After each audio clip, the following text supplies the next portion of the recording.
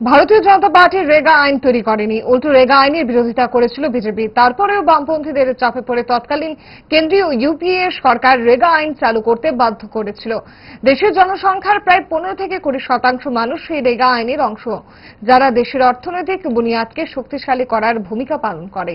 সোমবার ত্রিপুরা রাজ্য ক্ষেত মজুর ইউনিয়নের কমলপুর মহকুমার 12তম সম্মেলনের প্রকাশ্য সমাবেশে কথা বললেন বিরোধী দলনেতা জিতেন্দ্র চৌধুরী। এই সম্মেলনে এছাড়াও উপস্থিত ছিলেন সংগঠনের রাজ্য সম্পাদক শ্যামল দে, সিপিআইএম ধলাই জেলা সম্পাদক অঞ্জন দাস সহ অন্যান্যরা। সম্মেলনের মূল পর্ব অনুষ্ঠিত হয় কমলপুর শিক্ষক সমন্বয় কমিটির কার্যালয়ে। ভারতবর্ষের প্রায় 15 থেকে 20% আমাদের জনসংখ্যার অংশ, যারা আমাদের অর্থনীতি নির্মাণের অবিচ্ছেদ্য অঙ্গ। এই রেগা আইন তো এই বিজেপি দল তারা তৈরি করেনি।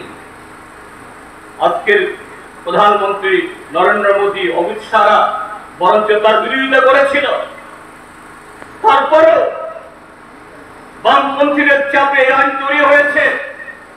এই আইন হওয়ার সুবাদে আমাদের দেশের ক্ষেত মজুররা, দিন মজুররা, জমিয়ারা, তাদের মধ্যে একটা উপলব্ধি এসছে।